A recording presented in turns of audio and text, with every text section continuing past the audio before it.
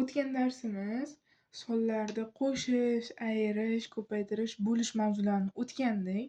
O'tgan darsimizda alohida ko'rib chiqdik. Qo'shish bunaqa bo'ladi, ayirish bunaqa bo'ladi va hokazo. Endi bugun hammasini bitta misolda jam bo'lganini yechishida o'rganamiz. Tushunarlimi? Endi boshlaymiz. Bismillah. Xo'p, birinchi misolimiz qaranglar. Sizlarga misollar orqali qoidani ham o'rgatib ketaman. Shuning uchun hushyor bo'lib turasizlar. Har bittasiga qarab turinglar. Demak, birinchi misolimizga qaraymiz. 12 ko'paytirilgan 2 qo'shilgan 48 bo'lingan 4. Bizda yechishda, matematikada ko'paytirish, bo'lish, qo'shish kelsa, birinchi o'ylayotgan narsamiz, hammasi arifmetik ammallar kelganda, birinchi o'ylayotgan narsamiz ko'paytiruv va bo'luv o'ylansin. Qo'shishda ikkinchi daraja bu. Qo'shish ikkinchi darajali holat. Birinchi ko'paytiruv, bo'luv qaysi biri? Mana bunda ko'paytiruv, bo'luv kelyapti. Bunisida bo'luv kelyapti birinchisi. Keyin bunisida ham ko'paytiruv, bo'luv kelyapti. Demak, qaranglar, eng nimasi sodda yo'li ko'paytiruv, bo'luvni birinchi o'yladik. Birinchi ishimiz hayolimizda. Ikkinchi ishimiz birinchi kelgan ko'paytiruv, bo'luv ishtirok etgan sonni topamiz. Amalda topamiz. Ya'ni shu ish 12 ko'paytiruv 2 ni birinchi bajaramiz. Birinchi bajarayotgan ishimiz 12 ko'paytirilgan 2. Ikkinchi bajarayotgan ishimiz qo'shish emas, bo'lish. Ya'ni aytdim, ko'paytiruv va bo'luvlarni birinchi. Misol qarang, bundan keyin ham 4 ta ko'paytiruv, qo'shuv, ayruv nimalar ishtirok etgan bo'lsa ham, hammasidan ko'paytiruv, bo'luvlarni yechib chiqasiz, keyin qo'shish va ayirishni hisobga olasiz. Tushuntira oldimmi? Endi birinchi ishimiz 12 ko'paytirilgan 2 bo'ldi. Ikkinchi ishimiz 48 bo'lingan 2 bo'ladi. Oxirgi ishimiz qo'shish bo'ladi ikkisini. Chiqqan javob, 1 bilan 2 ni chiqqan javobni keyin qo'shib qo'yamiz. Endi bu yoqdan pastdan yozamiz. 12 ni 2 ga ko'paytiramiz. 2 kere 2 4, 2 kere 1 2.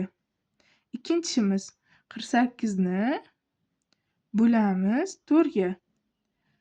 48 4 ichida bitta bor. 1 kere 4 4 0 bo'ldi. Endi 8 ni ichida 4 talikda nechta bor? 2 ta bor. 8 ni olib tushamiz. 2 kere 4 8 0. Demak, javobimiz ikkinchi ishda javobimiz 12, birinchi ishda javobimiz 24 chiqdi. Endi uchinchi ishimiz nima qilamiz dedik? Birinchi va ikkinchida chiqqan javoblarni qo'shib qo'yamiz dedik. Endi birinchi javobimiz 24 edi, birinchi ishimiz javobi, ikkinchi ishimiz javobi esa 12 edi. Ikkalasini qo'shib qo'yamiz. 24 ga 12 ni qo'shsak nech chiqadi? 36. Tushuntira oldimmi? Yaxshi tushundingiz-a menimcha? Endi davom etamiz. Ikkinchi misol. Ikkinchi misolimizda 144 ni bo'ling 4 ga va hokazolar, qauslar ishtirok etibdi bunda. Birinchi nima qilamiz? Hammasi bo'luv, oxirgisi plyus ekan. Birinchi qaus kelganda eng ichini qarang. Misol ko'p qauslar kelgan taqdirda ham, eng ko'p qaus kelgan taqdirda ham eng birinchi shu ichidagini qausni ichini yechasiz. Bizda nechi? Eng birinchi qaus, ichidagi eng birinchi qaus 144 bo'lingan 4. Shuni birinchi yechamiz. Keyin ikkinchi qaus qaysi? Mana bu qaus. Mana birinchisidan chiqqan javobni 9 ga bo'lamiz. Ikkinchi ish. Uchinchi ishimiz nima? Uchinchi ishimiz qarang, qolgan ishlarimiz qaysi qolyapti? Bo'lish va qo'shish qolyapti. Biz nima qilamiz dedik? Bo'lish va qo'shishlar kelganda birinchi ishlayotgan narsamiz ko'paytiruv va bo'luv ishtirok etganlarni tanlab olamiz dedik, topib olamiz dedik. Nima? Endi bunda bo'luv kelyaptimi? Bo'luv uchinchi ish bo'ladi. 2 ni 5 ga qo'shib qo'ymang. Xo'pmi? Birinchi aytdim, ko'paytirish va bo'lish. Yodda saqlab qo'ying bu. Doim ko'pchilik pand yetgan narsasi shu. Endi 2 bu katta qausdan keyin chiqqan javobni 2 ga bo'lamiz. Keyin oxirgi natija 5 ga qo'shib qo'yamiz. Bu 4-chi ishimiz. Xo'p, birinchi ishimiz tagida yozamiz. Buni javobini 36 deb qo'ying. Bunisi 144 ni bo'lamiz 4 ga. Endi 14 ichida 1 ichida 4 talikdan yo'q. 14 ichida ko'ramiz. 14 ichida 4 talikdan 3 ta bor. 3 kere 4 12. 14 dan 12 ni ayirsak 2. 2 yetmaydi. 24 4ni pastga olib tushamiz-da 24 hosil bo'ladi. 24 ichida 4 talikdan 6 ta bor. 6 kere 4 24. Demak, javobimiz 36. Ikkinchi ishimiz nima dedik? 144 ni 4 ga bo'lganimizda chiqqan javobni 9 ga bo'lib qo'yamiz dedik. 36 ni bo'lamiz 9 ga. Nech chiqadi bu? O'zi bu karramiz. Karrada 4 ga. 4 kere 9 36. 0. Demak, ikkinchi ishimiz javobi 4. Endi 4 chiqdi. Bu katta qavsdan, mana umumiy katta qavsdan chiqqan javob 4 chiqdi. Endi shu umumiy chiqqan javobni 2 ga bo'lamiz. Uchinchi ishimiz 4 ni bo'lamiz 2 ga. Javobimiz karradan kelib chiqadi 2. Endi 4-chi ishimiz nima bo'ladi dedik? 4-chi ishimiz oxirgisi 5 ni qo'shib qo'yamiz. 2 ni 5 ga qo'shamiz. 7. Xo'p. Tushuntira oldimmi? Javobimiz 7 chiqar ekan bu misolimizda. Endi bir yo'la 4-chisini yechamiz, keyin oxirida 3-chisini yechamiz. Endi 4-chi misolimizda qaranglar. Qavs kelyapti, minus kelyapti, plus, bo'luv kelyapti. Endi nima qilamiz? Qavsni oldida qarang. Qavsni oldida plus kelsa, xo'p deymiz.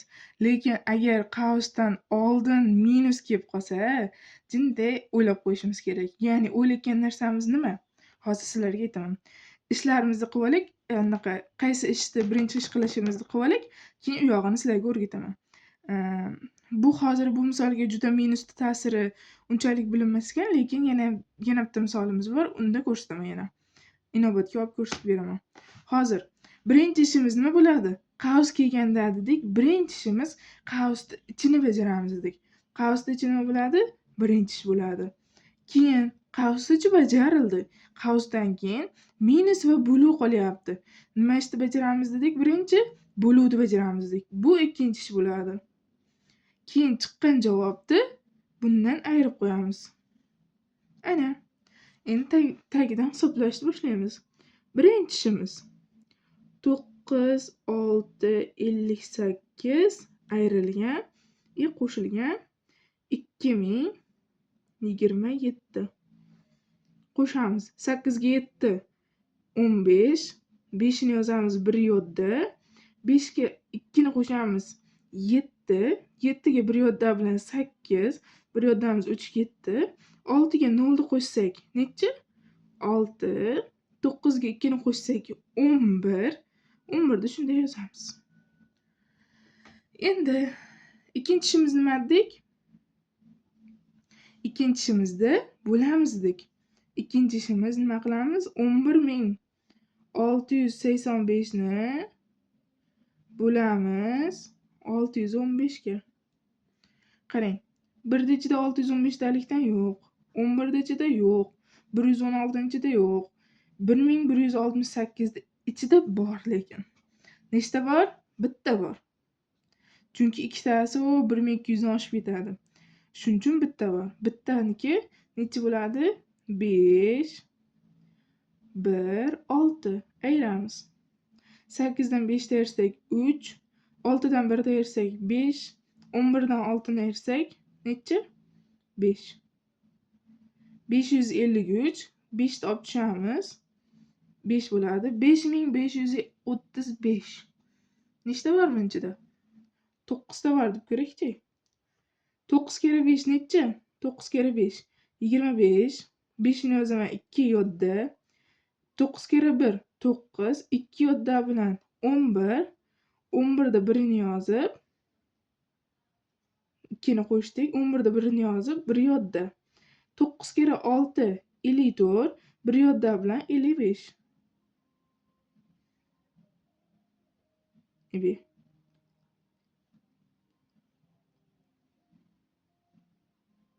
Hatta mashta nima yoddan hisoblamabmiz. Qarang. Mana 9 kere 5 boshdan hisoblaylik. 9 kere 5 45. 9 kere 5 45. 45 ni 5 ni yozdimda 4 yodda. 9 kere 1 9. 9 ga 4 ni qo'shsak 13. 4 o'chib ketdi-da, 1 yodda qoldi. 9 kere 6 54. 54 ga 1 yodda bilan 55. Endi to'g'ri bo'ldi. Ayirvorsak 0. 19 degan javob chiqdi. Bu oxirgi javob emas. Shoshmaymiz. Endi 3-ishimiz bor. 3-ishimiz 3080 dan bu tomonda chiqqan javoblarni ayiramiz. Bu tomonda chiqqan oxirgi javobimiz nima? 19. Chunki buni mana qavs ichini bunga bo'ldik. Qavs ichini bunga bo'lganimiz 19 degan javob chiqdi. Demak, 3080 dan ayiramiz 19 ni. Bu tomondan 0 yetmagan uchun bitta olib beraman. 10 bo'ldi. 10 dan 9 ayirsak 1. 7 dan 1 ayirsak 6. Bu tomonda 30 qolaveradi. 3061.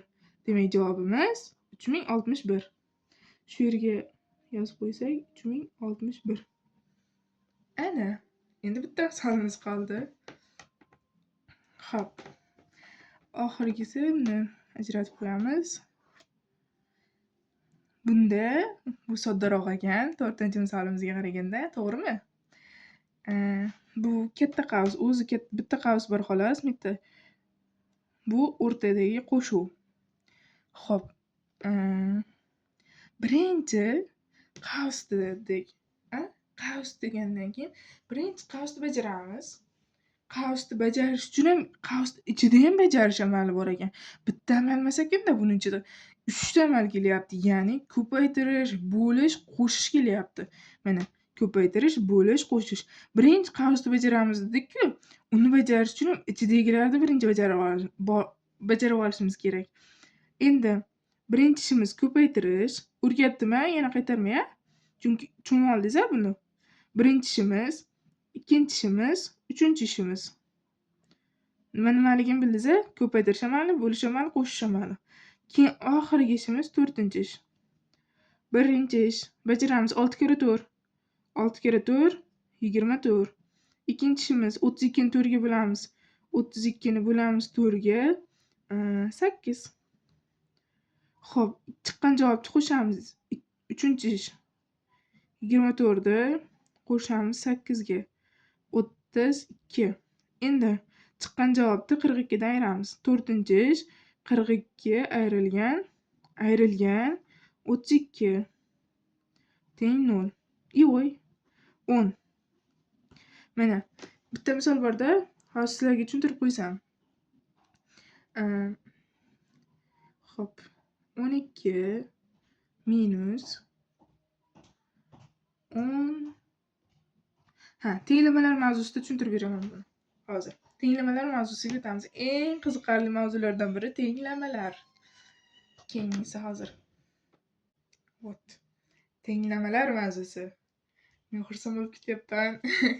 Tenglamalar. Eng bizda qilishlikani ham o'zi shu-da, tenglamalar mavzusi. Matematikani boshida mazza qilib ishlardim. 5-sinf yo 6-sinfda o'tilganda. Shuning uchun esimda ham qolib ketgan ancha. Shundan qiziqish boshlangan. Xo'p, tenglamalar mavzusini gaplashsak. Tenglamalar. Ya'ni misol karadan ketaylik. O'zi tenglama nima desak? Tenglama nima? Berilgan misolda bu dehqonchasiga tushuntirilgani, bu qoidasi emas, nima? Kitobda yozilgan qoida emas. Bu dehqonchasiga tushuntirilgani. Berilgan misolda faqat bitta, kamida bitta deylik. Tenglamalarda o'zi bitta bo'ladi, bir xil payt 2 ta, 3 ta bo'lib ketishi mumkin. Katta bo'lgandan keyin sizlarga ular shart emas menimcha. Xo'p, kamida bitta x ya'ni noma'lum.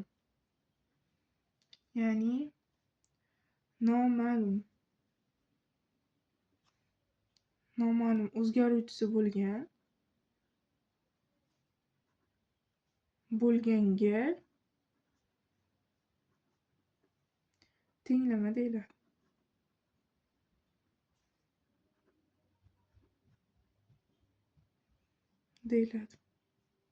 Chiziq yozib. Jumlaning muhimi aytyapti mana. Berilgan misolda kamida bitta x, ya'ni noma'lum o'zgaruvchisi bo'lganda tenglama deyiladi. Eng oddiyi shu. Eng oddiy ta'rif. Xo'p, yangita tushuntirayotgan, oxiriga yetib borolmaganim bor-ku, minus qavs nimasi ta'sir qilishi haqida. U qanday bo'lar edi? Shu tenglamalarda ko'raylik, shuni aytib beray. Aytgim kelib ketyapti, hech vaziyat topilmadi shu paytgacha. Boshladim. Xo'p, eng oddiyini ko'raylik birinchisi. Hozir ham aytolmayman ekan, jichchadan keyin aytaman shekilli. Eng oddiy x plus 12 teng 15. Buni qanday ishlaymiz? Qarang. Eng tenglamada esingizda qolgan narsa bitta qoidani eslatib qo'ying. Ya'ni bir tomonga unaqa noma'lumlarni o'tkazing, bir tomonga ma'lumlarni o'tkazing. Ya'ni soni borlar bir tomonga o'tsin, noma'lum x qatnashganlar ikkinchi tomonga o'tsin. Tushuntira oldimmi? X ni unaqa noma'lum qiymati ko'proq chap tomonda qolgani ma'qul, o'rinliroq bo'ladi. Sizga hamma o'rgangani uchun, shuning uchun chap tomonda qolgani yaxshi. Endi 12 ni bu tomonga o'tkazib yuborishimiz kerak. 12 ni o'tkazib yuborishimiz kerak, chunki bu ma'lum. Sonda, chunki x o'zgaruvchisi yo'q yonida. Shuning uchun 12 ni bu tomonga o'tkazishim kerak. 12 ni bu tomonga o'tkazishim uchun 15 plus 12 bo'lib o'tmaydi bu tomonga. Plus, qarang, buni yonidagi ishora plusmi? Bu tomonga tenglikni bu tomoniga o'tganda minusga o'zgaradi har qanday son. Tenglikni u tomoniga, tenglikni qarama-qarshi tomoniga o'tganda oldidagi ishorasi, sonning oldidagi ishorasi qarama-qarshi ishoraga almashadi, ya'ni minusga. Agar ko'paytiruv bo'lsa, bo'luvga almashadi, bo'luv bo'lsa, ko'paytiruvga almashadi, qo'shuv bo'lsa, ayiruvga, ayruv bo'lsa, qo'shuvga almashadi. Tushuntira oldimmi? Endi men hozir plusini bu tomonga o'tkazib minusga almashtirdim. Endi x teng 15 dan 12 ni ayirsak 3 mi? Demak, javob 3. Bu eng sodda tenglamasi. Eng sodda. Shunaqa misollar ham majburiy nimamizda tushib qolishi mumkin. Majburiy matematika savollarida tushib qolishi mumkin. Xo'p, endi yaqindagi sizlarga tushuntirib bergan narsamni tushuntiraman. Buni tushunib oldinglar, xudo xolasa. Endi qarang.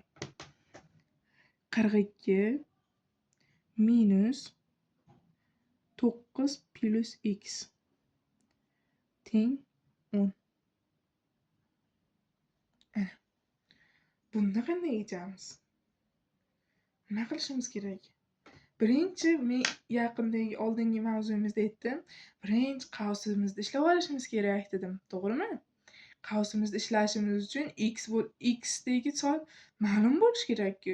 Bizda noma'lum bo'lib turibdi. Qanday yechamiz desak, endi bunda qavsni ochamiz. Qavs ochish. Qarang. 42 qavsni ochganingizda eng esingizda qolishi kerak bu qoida.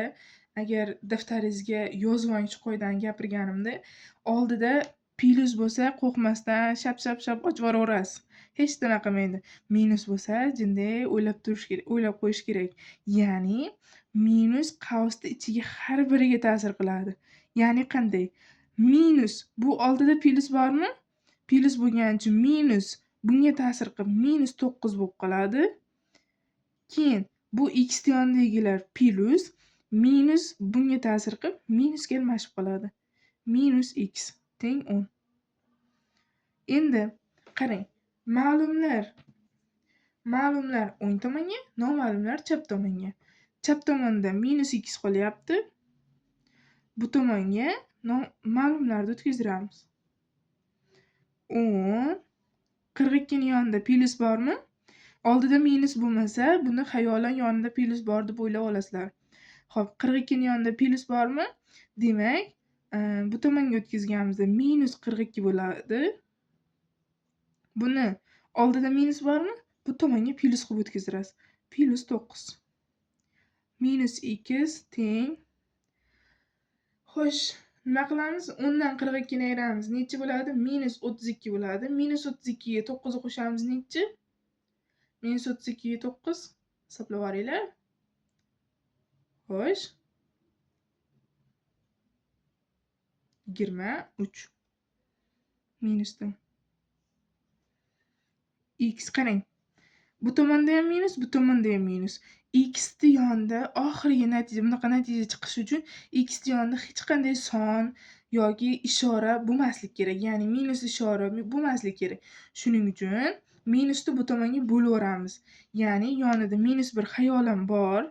O'zi shunaqa qilib yechiladi, lekin ko'p misol yechganlaringda o'rganib ketasizlar. Hozir eng nimasini ham bundan keyin ham o'rgataman bundan keyin holatini. Xo'p, oldida -1 ko'paytirilgan x bor-da, -1 1 deb yozmasa ham bo'ladi. Buni bilsanglar kerak. Xo'p, -1 turgani uchun x ni topishimiz uchun -23 ni -1 ga bo'lamiz. 23 ni qarang, 1 ni har qanday songa ko'paytirsangiz ham xullas o'zi chiqayotgan narsa. Ko'paytirsangiz, bo'lsangiz, xullas o'zi chiqayotgan holat-a? Tushuntira oldimmi? O'zi chiqadi. Shuning uchun 23 ni 1 ga bo'lganingizda 23 chiqadi. Keyin ishoralar plyusga o'zgarib ketadi. Agar bu 23, hozir bundan tashqari narsa tushuntiryapman. 23 ni o'zi bo'lganda, oldida minus ishora bo'lmaganda, 23 ni -1 ga bo'lganimizda, minus bitta plyus borku, plyus bilan minus yeyishib ketolmaydi. Chunki plyus turibdi, 23 ni -1 ga bo'lganimizda -23 hosil bo'ladi. Bunda tushuntira oldimmi? Minus bo'lsa bunga ta'sir qilib qoladi javobga. Xo'p, javobimiz nima bo'lar ekan? X teng 23 degan javob chiqar ekan. Ana, tenglamalar mavzusi. Qalay bo'ldi? Tushunishlar, anglashlar qalay? Yozib qo'yasizlar izohlarda tenglamalar mavzusini, shu qavsli misolini siz aytganingizdan keyin yaxshi tushunib oldim deng. Agar tushungan bo'lsangiz unisi ham. Agar tushunmagan bo'lsangiz, aniq kommentga yozib so'rang. Bizga muhim tushunishingiz. Keyinchalik ko'p kerak bo'ladi, chunki majburiy matematikada aniq tushayotgan tenglamalar mavzusi aniq tushadi. Kasrlar tushadi, kasrlarni o'rganamiz batafsil. Xo'p, yana bitta misol ko'raylikmi? Yo'q, hozir undan tashqari, hozir tenglamalardan tashqari yana bitta tenglamalarga doir misollarimiz bor. Shularni ko'rib chiqamiz. Mana, tenglamalarga doir misollar. Xo'p, o'zi tenglamalarga doir misollar vashim ko'p. Tuzib ketaverasiz, xohlaganingizcha tuzib ketaverasiz. Men saralab eng keraklilarini oldim. Uyga vazifaga ham beraman. Bir dunyo demayman, lekin ozmi-ko'pmi beraman.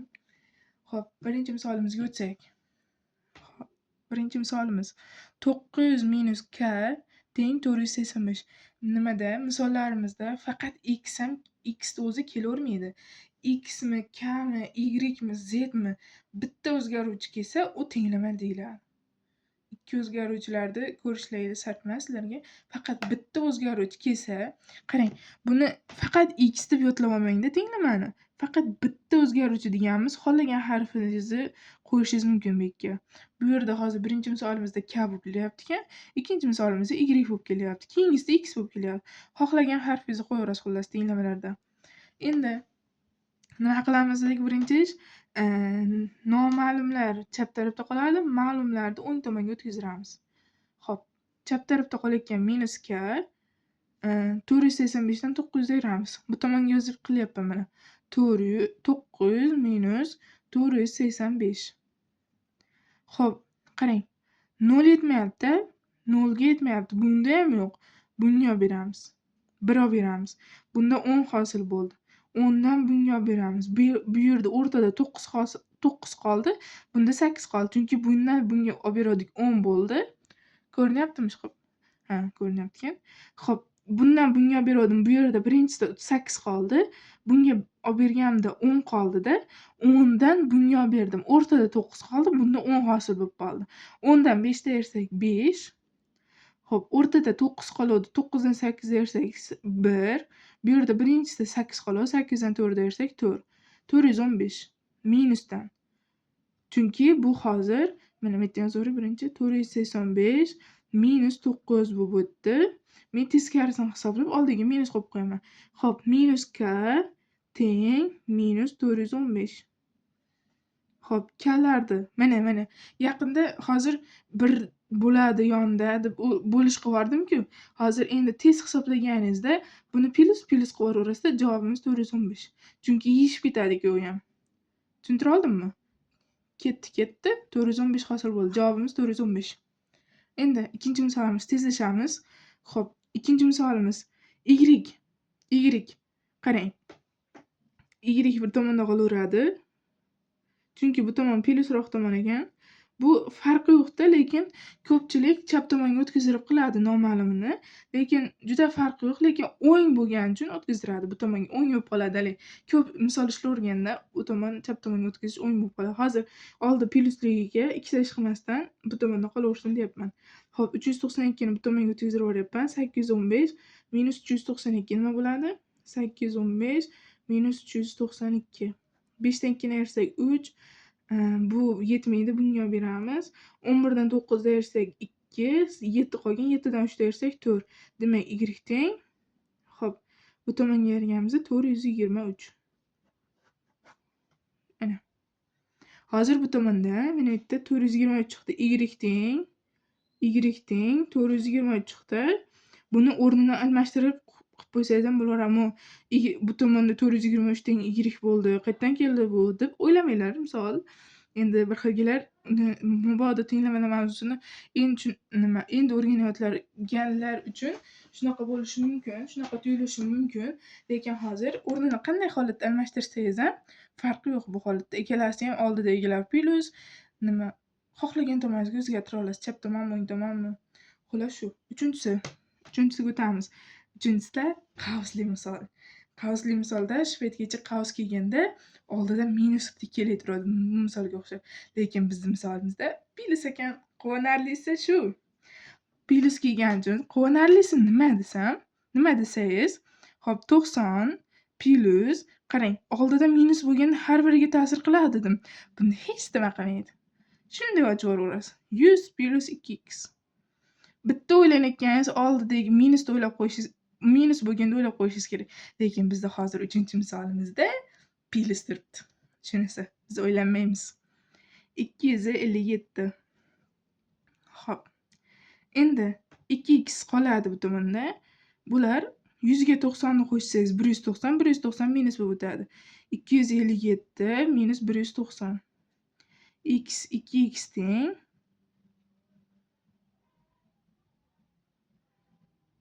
ha, bu yerda plus x bor edi. Plus x no. Qolib ketibdi chetda. Xo'p, mana ikkita x kelsin deb men hisoblovdim-da buni. O'zim tuzovdim bu misolda nimasini.